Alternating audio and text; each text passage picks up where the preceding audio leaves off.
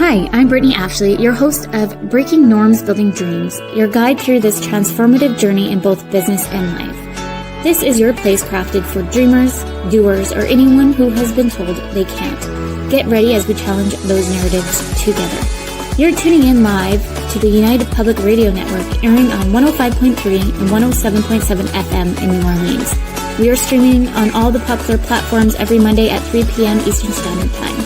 Join me for a candid and thought-provoking conversation celebrating your unique journey because you are worth it. Hello, everyone. Happy Monday. We're pre-recording today. But with that, I'm super excited to finally have Annabelle on the show. We've tried to do this a few times, so I'm happy this is working out today. Me too. For those just listening, I'm Brittany Ashley, your host, and you're listening to Breaking Norms, Building Dreams. And we are pre-recording on United Public Radio Network and UFO Paranormal Radio Network on 105.3 and 107.7 in New Orleans. Get ready to escape for the next hour with Annabelle. Annabelle, again, I'm so excited. For any of the pre-listeners and all the things, you've probably seen some promos that I did have for Annabelle to come on the show a few times. There was tech issues, sicknesses, all the things. So we're doing it. We're making it work today. Yeah, we're here. We're finally here. It's going to be great. This is the right time. Yes, it's a perfect time. The sun is shining behind me. It's a perfect time. I'll just do a little introduction on who Annabelle King is. Annabelle is a brand and marketing consultant and founder of I Like Storytelling and the Mindful Marketing Retreats. Annabelle builds brand stories that grow businesses. Over 20 years, she's been uncovering brand stories for global brands, local brands, and recent years for people who are on the fence of their business. She develops bespoke processes to help uncover the unique value of brand and people offer and tune into a compelling brand story. I'm so excited to have you here. Nice. So the personal branding is for people who are the face of their business. Yeah.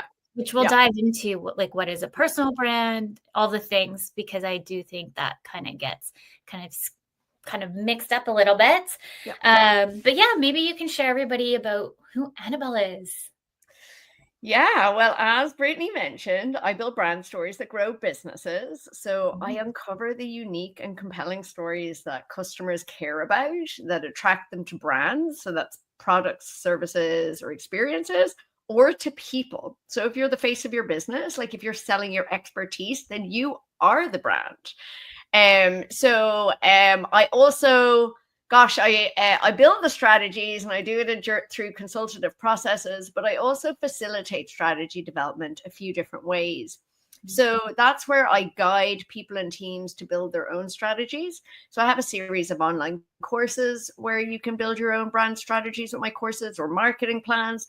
I also host mindful marketing retreats, which are marketing and wellness retreats where I take entrepreneurs and teams away and they build their own brand strategies and marketing plans together in a wonderful environment where they feel good and they do wonderful, yoga and nice wellness activities and eat good food. So they feel good and they're at their best when they're building their strategies. So how did you stumble on this path?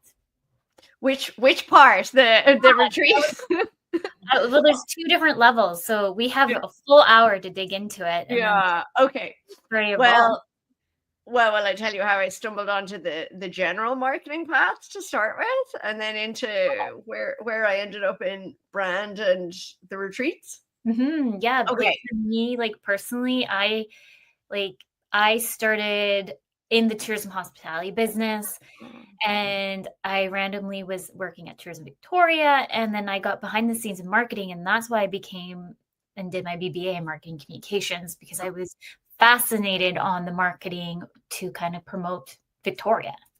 Oh, interesting. It's funny where our paths take us, Yeah. Mine was straight as an arrow.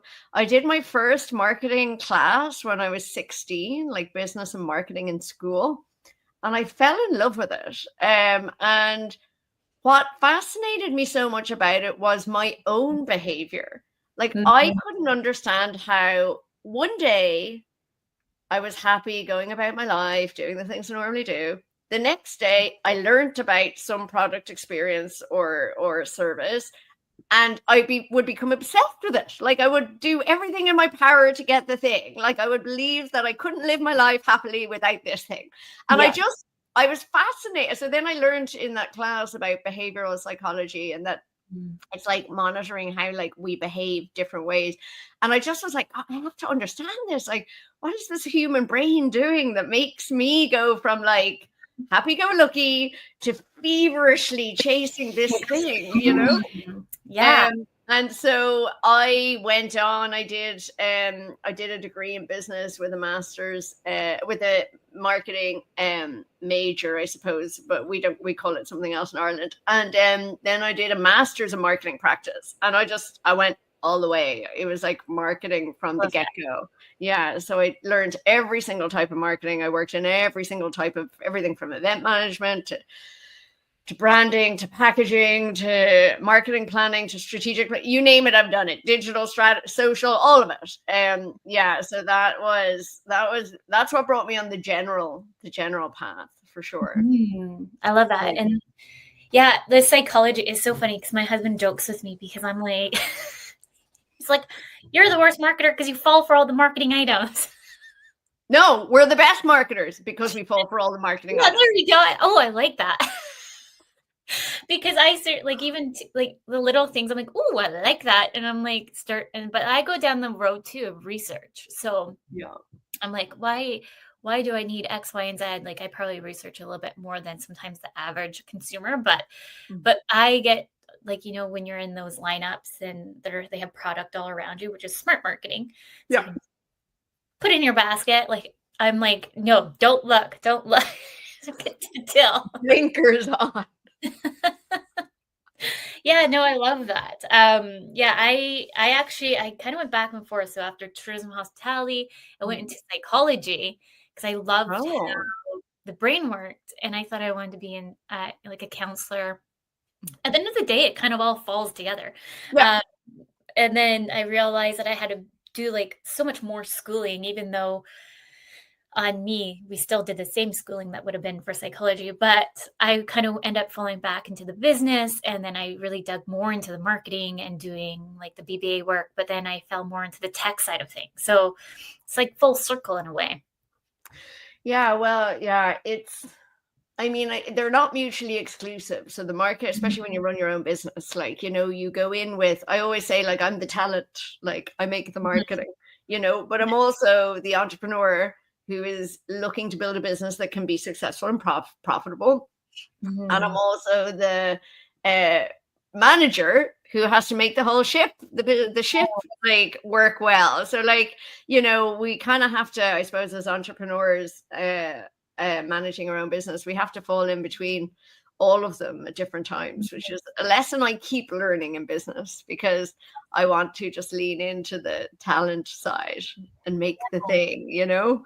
But it's interesting how we both kind of came down the path of the brain side of marketing. It's like, why do we think the way we do? Why do we have these obsessions? Why do we have these attractions? And, you know, all marketing falls into two camps.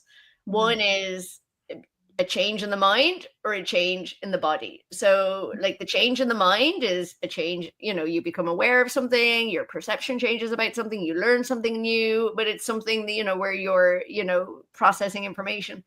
And the change in the body is behavior, like just taking an action, like whether it's buying the product, whether it's researching, whether it's, you know, so it's really interesting, you know, then building marketing plans where you're thinking of those two levels at all the different stages of like a customer journey. So I think that's, you know, I spent 15 years working in big advertising agencies, lots of different types of marketing agencies, like digital shops, social shops, advertising. Like, so I really am multidisciplinary. Like if there's any marketing problem, I can solve it. Like I have just such a big toolkit. But when I opened my own consulting practice 6.5 years ago, the reason I decided to focus on brand strategy, and I don't just do brand strategy, I will still solve any client's problem, but in terms of just kind of choosing a positioning, you know, like what your hero offering is, for example, you know. Yeah. When I looked at all the strategies that I built, because I could do them all, I was like, well, I can't go out there and just be a jack of all trades, you know yourself, like you've got, the clearer you are, the easier it is for your customers to know you're for them. And so I figured, look, the most important thing is messaging strategy. Like, what, you know, if your brand isn't saying the right thing, nothing works. You can have a great marketing campaign, you can reach the right people in the right place at the right time, but if you don't say the right thing, it all fails.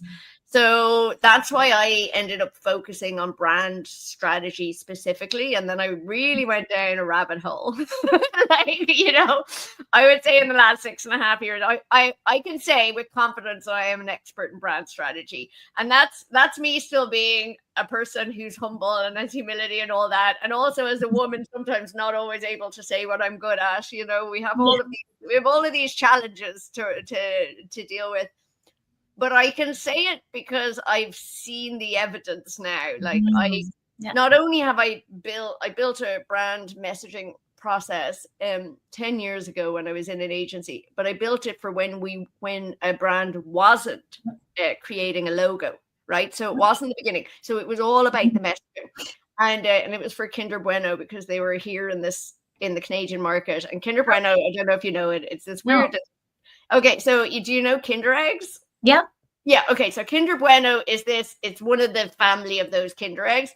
Okay. It's a weird little bar from Germany that doesn't really meet the criteria of a normal chocolate bar in any way. It's like, it's got all these layers on top and wafer, and then it's stuffed with this cream stuff. It's like, but it's not like a normal chocolate bar. Okay. And people were like, Canadians were not sure, was it a chocolate bar? Is it a snack? Is it like, what is it? Like, nobody was like, people were just like not buying it because they didn't know what it was.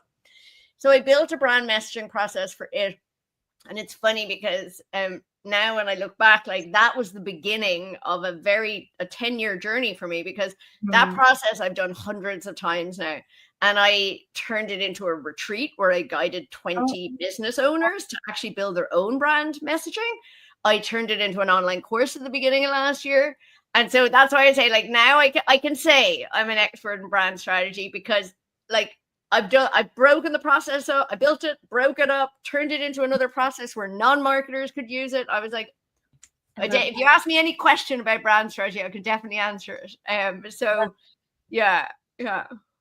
Do you because you have like 2 different areas. Maybe we can talk about like your storytelling process a bit more, and just sharing kind of the behind the scenes and the vision that you hope to bring too. Yeah, well, I'll talk about the vision afterwards. Yes, I mean, my ongoing mission always is to build brand stories that grow businesses, but also to build brand stories that help companies connect with their customers. You know, everything I do underneath, connection is what's driving it. I do not want to see any more crappy marketing in the world, where none of us need to see that stuff. We need to see strategically thought out good messaging that creates good marketing that we care about, you know. And so, you know, how that looks has changed over the years. You know, many years ago, Saatchi & Saatchi called it like a brand love process. I've learned a lot of big global agency processes. So like brand love is one of them. But yeah, so my process, I learned a bunch of really like fancy pants processes, like the brand love process from Saatchi & Saatchi, the TBWA global disruption process that like finds opportunities in the marketplace to create innovative, never thought of before products and services. Like, it's very cool. And I learned all of these processes and I applied them many times. But when I built my own process, I made it much simpler, because there's a lot of excessive stuff. Yeah, I was going to say a lot of faff in the agencies. You know, they're trying to sell all their time, and they're trying to, you know, what my strategies used to go for in agencies is like, were insane amounts of money. But the other problem with it was, if you get a big fancy pants brand strategy from an agency, like, the client can't execute it afterwards. they have to go back to the agency and be like, can you now write me some copy for the website? Can you now do this? Like, so the strategy would be a guide for sure, but nearly like a bit too complicated for a client to understand, or just activate themselves without support. And to me, that was a fail. Like, it was a fail because any strategy you should build, you never wanted to be a shelf stackers strategy. You never wanted to go on the shelf. And that's why the big consulting global companies, they make these fancy pants 300-page presentations, and then clients don't know how to implement it. So my process is much easier. What comes out the other side is language you can use right away. Like, a client can use it themselves. They can go build their own website if they want and use the language that's in it. Or they can brief a creative, if they're doing something more higher production. And also, when I looked at all in the terms of the process itself, when I looked at all of the things that all of those big processes looked for, they really still all came down to 3 things. And so I just made it much simpler. Your key brand message, whatever that is, needs to be something your customer wants or needs, something that's unique in the marketplace, and something your brand can deliver. And it has to be, where am I? It has to be those 3 things. If you add too much, like, it's hard to it's only like, at the end of the day, that's what I say to clients, it's a line. It's one line. We can only put so much meaning into one line. And there's that old adage of, like, if you throw a tennis ball at somebody, they can catch it. If you throw 5 at them, what happens? Like, they can't catch them all. Do you know? You're saying, I just did like a quick review of a documentation of like what an agency did. Our clients paid a pretty penny for this, and I'm reading through it. I'm like, and it's 15 brand value words of who they represent. I was like, 15? Yeah. Where are they going to get those 15? What do you do? I don't know. And I'm like, can we maybe make it 3, force pushing it? Like, Yeah. I mean, so like in mine, you have a key brand messaging statement. Now, in the marketing world, that will have lots of different terms: a unique selling proposition, a brand promise. There's a value proposition. Like, I intentionally try to not bamboozle people with marketing language, but ultimately, it's a single statement that is a promise of the value that the brand will deliver. It's a promise of the value the brand will give you this, and it's just simple, and it's in simple everyday language. It does not use complicated words, does not try and sound intelligent. It's like a 5-year-old should understand what your brand message is, and that's a really important test. It should be really clear, even if they don't care about what it is. Everybody, that's what it should be. And then after that, I have 4 to 5 reasons to believe your brand can deliver. And those are tangible, functional reasons to believe, like service offerings or product functions, like things you can put your finger on, right? Or those are, or like, if you use this, you'll save X. Like, that's a tangible thing. It's a saving. And then the other reasons to believe are intangible or emotional. Like, if you buy this, you'll feel this way. If you'll experience, because we don't buy things for the functional benefits. We might think we do, but we buy with the heart and we rationalize with the mind. Like, that's actually what happens internally. We think we're thinking through it all and doing pros and cons and all this, and we might do, but normally we're actually doing that after we've decided we want the thing, which you'll know from your training as well, and so that's why, to me, emotional connection is so important, because that's actually what that connection that a customer has with whatever you're offering, or you as a provider and your reason for doing it. Like, that's actually what drives, like, the connection drives the purchase. You can give them offers, you can change the time at which they purchase, you can give them lots of reasons so that they can rationalize it. But they feel connected to it first, and they believe it's going to make them feel a different way, you know what I mean? Or bring a different benefit to their life, Yeah. And like, I have to remind myself, like, to not go into the marketing jargon sometimes. Sometimes my brain is just, because I'm the kind of person that loves to read business books, marketing book. Like and then I forget that some people don't remember the jargons or know the jargon. So I'm like, okay, how do I break this up so it makes sense? Or I like that you think of like the strategy too and work with the messaging on that, because I find we get a lot of clients too that come to us being like, oh, we want social media help. And it's just kind of like, well, do you? Yeah. Well, listen, and when those clients come to me, I'm like, sure, let's look under the hood and see what's going on. And I'm like, you need to fix your messaging. Because it's always the foundational thing. If you're not saying the right thing, it doesn't matter whether you make better social. If you're not saying the right thing, it won't work, or just clients who think they know the answer to the solution. And hey, sometimes they do. But it's when you're on the inside and it's your business, it's very hard to see what all the options are. That's why you go to an external consultant like yourself. That's why you look for an outside opinion where it's unbiased, And I like reaching out to individuals like you to get other input, because I'm just so I have ADHD. So I go like 100 miles a minute. And then sometimes when I'm like thinking for myself, like, I don't know, because I'm just so close to it. I need outside opinions. But if you came to me to ask me X, Y, Z, I'm like, I know I can figure it out. Figure it out. But for myself, like I joke like I'm my own worst client. Though this year I'm practicing into that funnel of I'm going to be my best worst client. And that's a great idea. That's a great idea. And so going back to that, some of the individuals that came to us about social media, so I know there's a lot of people promoting marketing wise, like you just need social media, you just need X, Y, and Z. But like you're saying, sometimes it comes down to the messaging, and it's not just social media too. Sometimes you're going to find other areas that you can put your money that you're going to see those return on investments. So this one particular company, they let go their social media person and they came to us. And we did like a full-on marketing strategy planning inside and out. And we're not even doing social media right now. We're doing like email funnels and all these other things. Because their return on investment right now was more on just sending out one newsletter.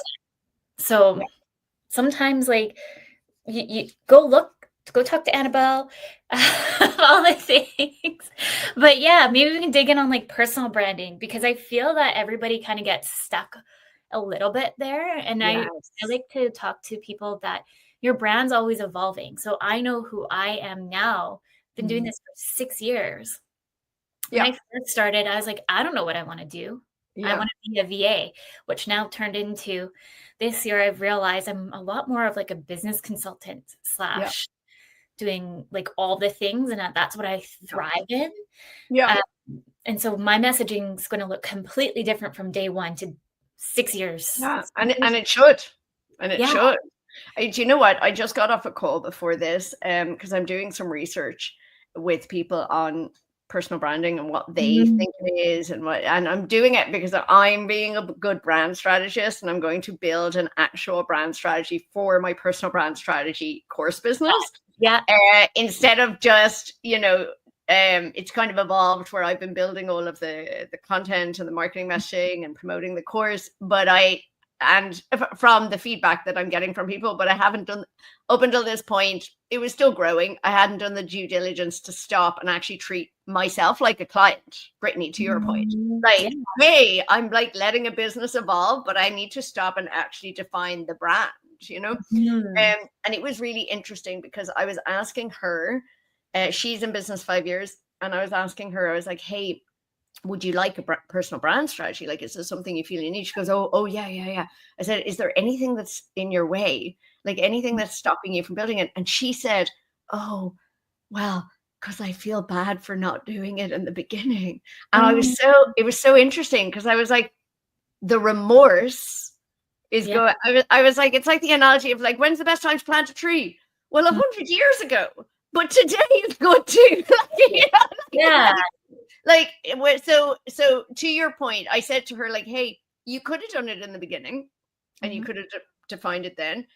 But, 5 years in business, you would come back and redo your brand anyway, because Remember what I said there about like, you know, so when it's a regular brand, not even a personal brand, because there's another element to that, but like what your customers need and want, what's unique in the marketplace, and then what your brand delivers.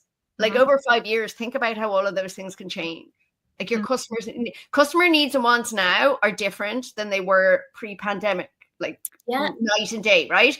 So if you had a brand pre-pandemic, you should definitely have revisited it to ensure that what you're saying is still compelling. The marketplace completely changes in 5 years. Who your competitors are today is different in 5 years. There'll be new people. Your current competitors may have upped their game. Some of them might have disappeared. What your brand delivers is different. Like you said, you've evolved from, hey, VA offering to, oh, I lead a team of VAs, but actually I get in there and consult businesses and what the best approach is in terms of their planning.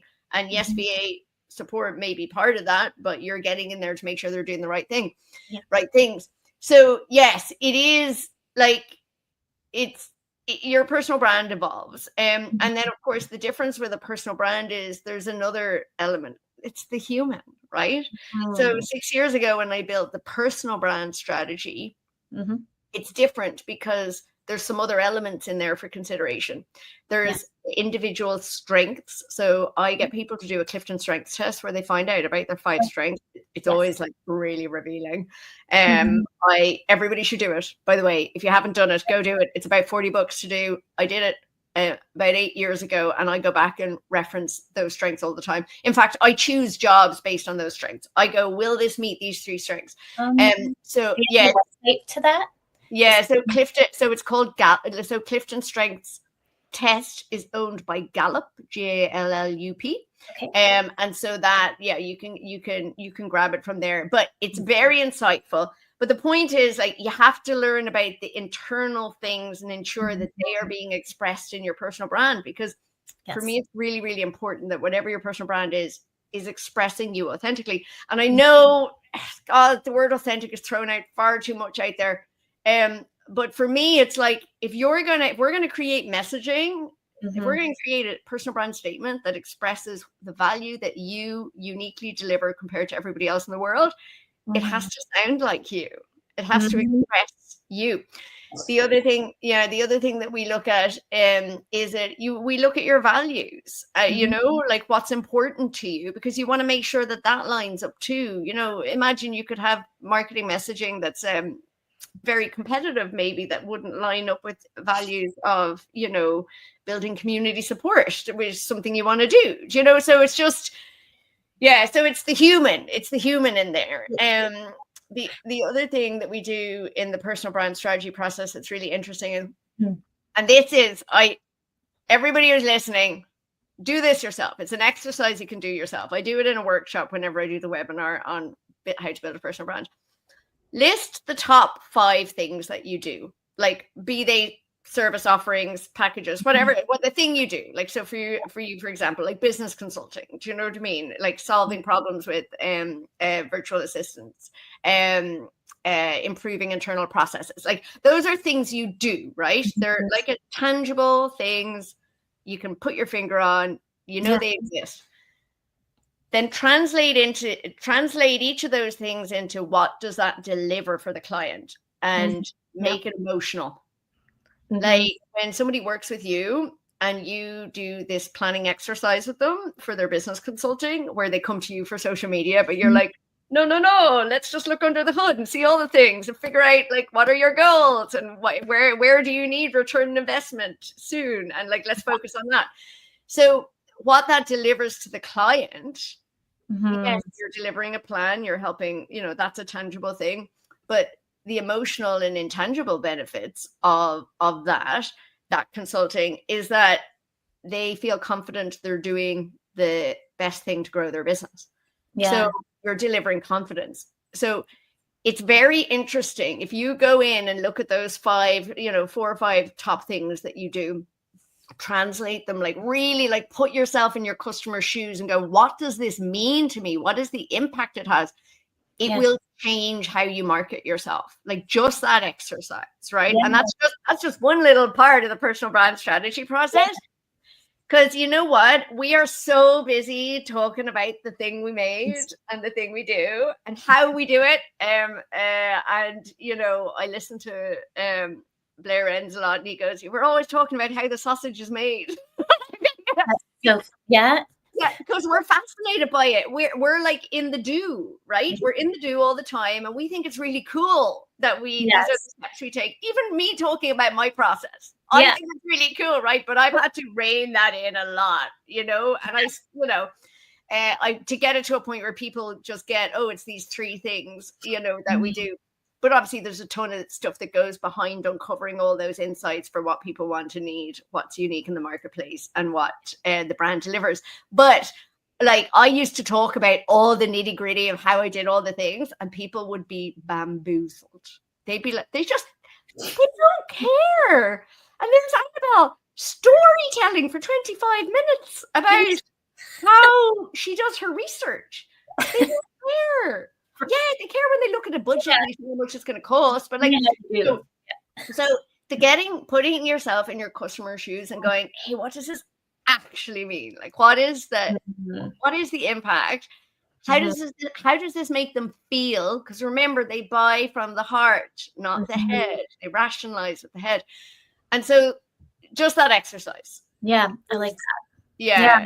And I feel like, just so anyone listening, like, I've been on such a journey, like I'd say inside out kind of journey of like business/personal. And so like the one thing though that has always been true is helping business owners to really understand like why they're doing what they do and how we can best like make sure that they're feeling comfortable too and understanding some parts of the business. You don't have to be an expert anyways, but like it made me realize, oh, like that brings light into my life. Doing that, like the different levels. Yeah. Yes, I do marketing, but I don't know if my ADHD superpower. I just want to be able to touch in different areas because it brings me so much joy. So your brand, your personal brand is always evolving. What do you think about logos? For personal brands? Personal brands, yeah. Yeah. I think sometimes they're appropriate and sometimes they're not. You know, I don't have a logo for my personal brand. I build brand stories that grow businesses. That's my personal brand statement. All of my marketing has that as a takeaway. Yeah. I'm always talking about whatever I'm talking about. I want that to be what you walk away with. It's always underneath everything is that I build brand stories that grow businesses. I'm always looking for the growth. And that growth can look different. Yeah. I mean, you could imagine that you could take that statement, and I've had people that I have built personal brand strategies for, and I've had people who've done my course that have taken their personal brand statement and they've used it as a brief to build a logo. And I think that's a good idea. Or they've used their personal brand statement as a tagline to a logo, to a more kind of, more kind of ambiguous, beautiful icon that's designed for the, like a design element. And so yes, you can do it if it feels appropriate. I would say if it adds value, if it helps express it more, then sure, go for it. But it's not necessary, Now, for me, my personal brand, like my company brand, is I like storytelling. So I think it would be confusing if I then had a like a logo. Do you know? I think it would be, and how would I put those logos together? That would be a bit of a competition. Yeah. But then also, I like storytelling. Like when people come and buy consulting from my practice, even though there's me and there are some other strategy consultants that work with me, it is still my expertise they're buying. They know the team are there and the team can support, and sometimes the team are running projects or meetings, but they know it's my expertise in the background that they're buying. So I suppose that's something to consider. Like, I wouldn't build a logo if you've already got one for your company, because often you'll have one for your company, but if you don't have one for your company and you are it's your name, you can build a logo with your name if you like. Do you know what I mean? And put your personal brand statement as a tagline. So yeah, does it add value and, and help you express what you do? And will it be in competition with something else? Because remember, there's too many ping pong balls being thrown or tennis balls being thrown at people. You know, give them like with mine. If I gave them 2 logos, people would be like, "What? Who am I? When? Why would I go? When do I go to I Like Storytelling? And when do I go to whatever my yeah.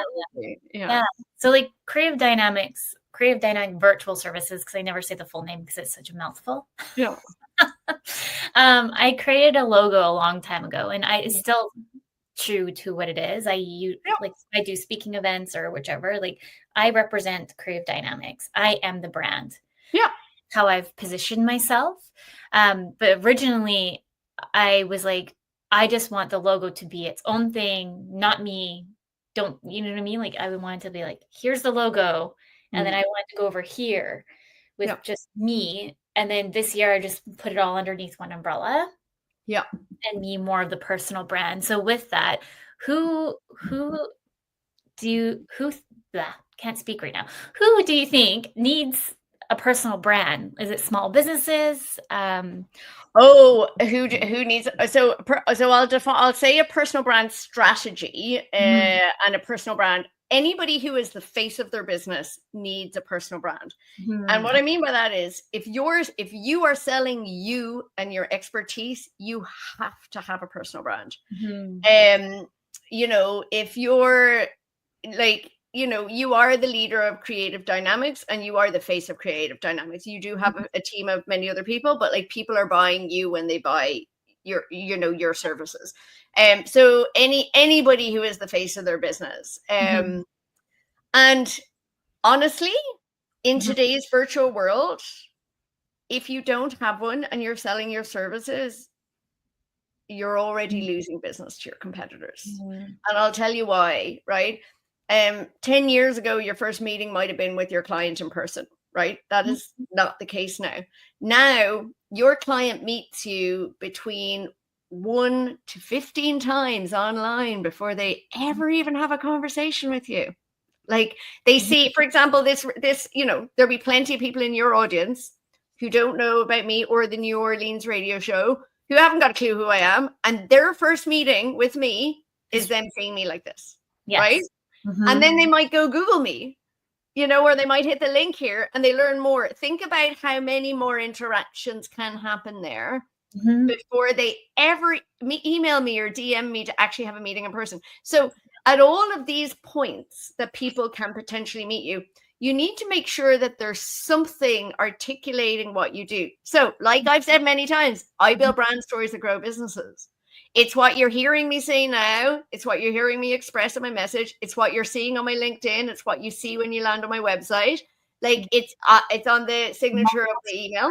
Yeah. So like, it's like you're leaving like a little breadcrumb trail that says like, this is what I do. This is the value I offer. This is what I do. This is value I offer. This, you know what I mean? So, and then that of course encourages people to get in touch, you know. If you think about the opposite, right, not having some sort of articulation of the value that you offer, and if let's just say I said I build brand strategies, I build brand strategies, and people are like, what's a brand strategy? I mean, that's a problem I had for many years. I called it many different things to try and people don't know. They have to be educated, you know. They don't know the value unless they've been in a really big company and, you know, they've been through the process. And many people in marketing departments have not, just depending on their career, have not had the opportunity to build a brand strategy for their company or their brand, right? So you just can't assume that everybody knows what a brand, like I'm a brand strategist. So basically think about people see me in different places or they come to my LinkedIn. They're like, I don't know what that means. So then they never reach out to me. Like, but when I say I build brand stories that grow businesses, everybody understands what that means. They're like, I don't care how she does it. I don't care how the sausage is made. Come here. You said that because like this year, if anything, the one thing that everyone keeps saying to me is like, I've been seeing you everywhere lately. Nice. Really? I have also seen you everywhere. It's been great.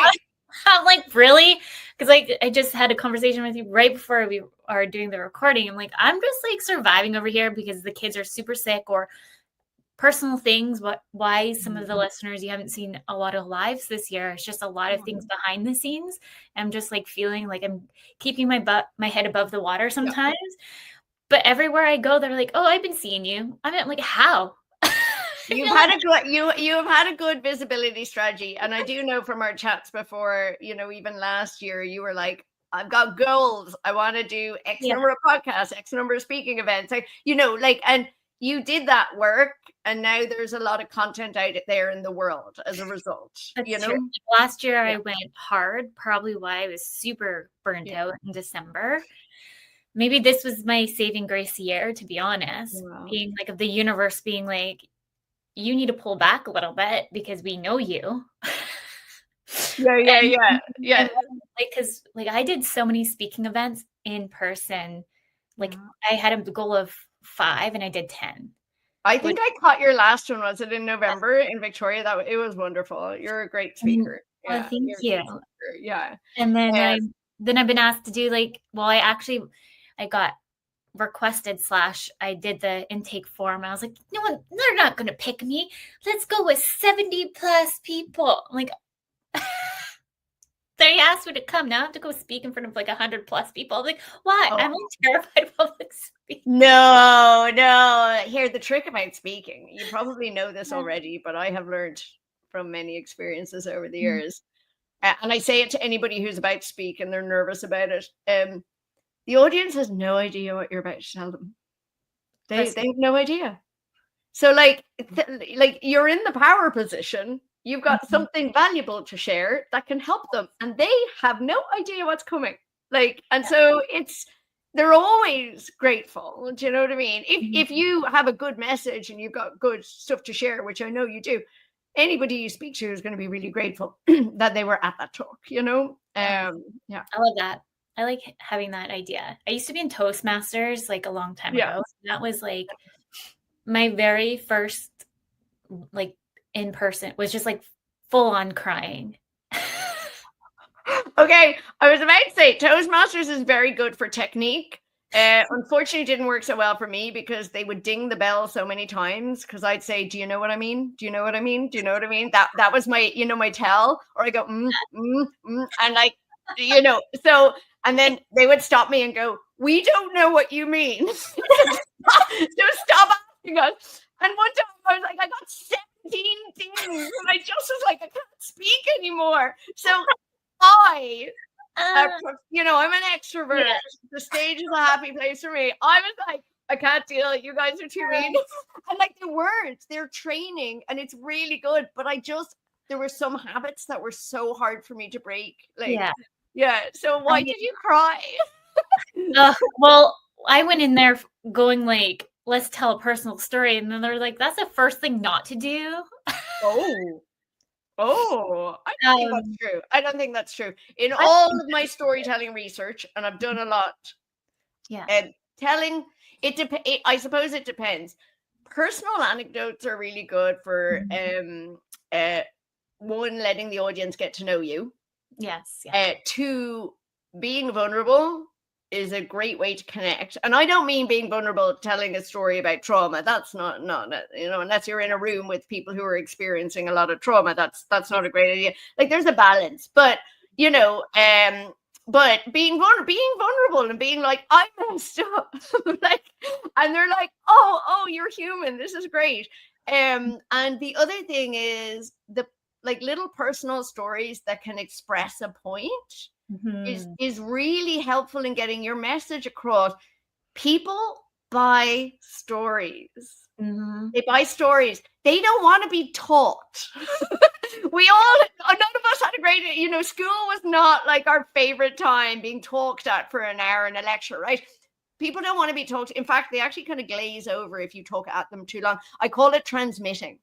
Don't if you're transmitting, you're they're just zoning out. So telling a personal story that helps them it helps people engage, and you just got to choose the right stories, obviously, Exactly. Yeah. Well, I give you an example of. I think it was it's a happy medium, right?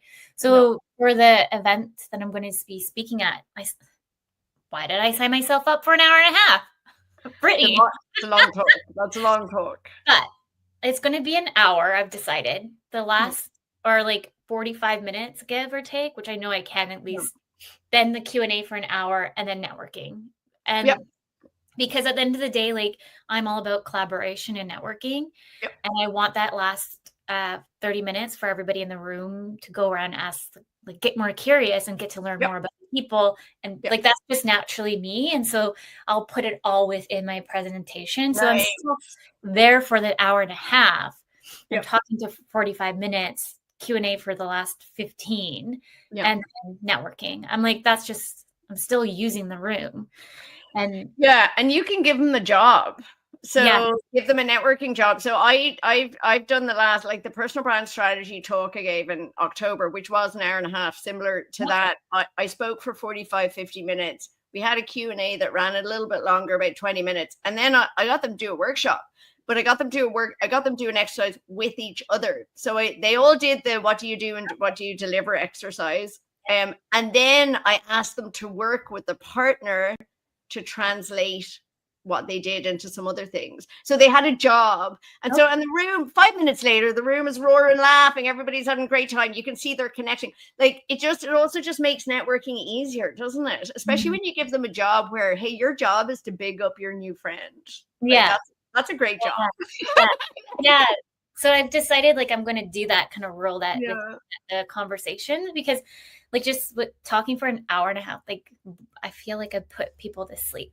But I know I'll bring my personal antidotes in the mix. Like we're talking about, like Toastmasters, like there's some people that just go in there. I'm like, how did you do that? For like some of them kill it and very engaged and but like I like those personal stories that are like extra things in between. And anyways, well, and then the other thing is, in your 45 minutes, you can ask questions. Share everything about you and be like, hey, does anybody else have a similar experience they want to share? And then people start sharing stuff, and then that lights up the room too, do you know? And it gets people when they know they might be asked a question, they're like suddenly awake. Yes. I might be asked. I better turn on again. Yes. So, I alluded to this earlier. So like one of my personal anecdotes with the personal brand statement was in my first 5 years, in my first 3 years of selling my business, I was selling brand strategy. And I was telling people everything about brand strategy, and I was bamboozling them with the details about how to build a brand strategy, what was important. And I was getting like glass faces, you know what I mean? People were glazing over. And I tell the story because like there were times people were buying, enough people were buying what I was selling, but I don't, for me to still be in business, which was great. But they weren't buying because they understood the value of what I offered. They were buying because they liked me, or because they believed in my expertise, or they believed I could deliver a solution that, but they weren't. It's different now. And so I realized that I needed to stop talking about competitive audits, market research, customer research. And because people were just, it was too much information. So now I'm just like, I build brand stories that grow businesses. Sometimes that's a brand strategy. Sometimes that's content strategy. Sometimes that's stories that live in other places. Sometimes it's employee stories, and I don't bamboozle them with how the sausage is made so much more. But it's ironic that my hardest challenge as a brand strategist was articulating the value that I delivered. But listen, if I could go back in time, I would cringe. Like, thankfully, then in those first couple of years, we weren't recording meetings. Zoom hadn't taken off. It was before the pandemic. But if I could go back now and listen to some of those conversations, I'd be like, oh, no. You don't know what you're talking about, and you're still talking, and it's 25 minutes later, right? So that's a first. Yeah. It made me think of, actually, I had a discovery call meeting, and I just like background in tech, and like, did you know like the DNS of the SDK thing? And then I remember everyone looking at me like, what is she talking about? Like, yeah, totally. What happens when you live in tech/development world for too? So you're right. So like same, except people expect it with tech. So I just expected that people were understanding me, but they weren't. Brittany. Like they weren't. Well, this was a discovery call of people not knowing what I was saying either. Because they said they had an issue and I just spitballed all the ideas of what the issue could probably be solved with. Not realizing that it was like just like glass over. Yeah. And so like what you're saying for the marketing personal branding piece. I'm looking at the time. Let's get into your mindful marketing retreats a little bit. Yes. So, well, actually, you know what? Just before we jump in there, there's something I want to share about the personal brand strategy piece. Is that if you're a business owner and you're the face of your business, it's really important to be part of the process. Because when you build a personal brand strategy, you learn so much about your business, you learn so much about your customers, you learn so much about the market. It's invaluable information that every business owner should have. But you know what? We don't have time to do that stuff. We're like busy in the do of running our business. So if you have an opportunity to build a personal brand strategy, it's really, really valuable to actually be in it and doing it, because it's kind of like it's business strategy and it's personal brand strategy. And it can help you grow your business in lots of other ways too. So that's what I would encourage. Like I build them on a one-on-one capacity, like where I build it for a client, and I run an online live course where we have co-working groups together every week, and we work through all the exercises together. And it's great because all the business owners like talk to each other. They talk about everybody has the same problems. We've all got imposter syndrome. We all don't believe we're worthy enough. We all are afraid to say the value that we offer. We are afraid, it's so fascinating that I've seen the same limiting beliefs come up over and over again.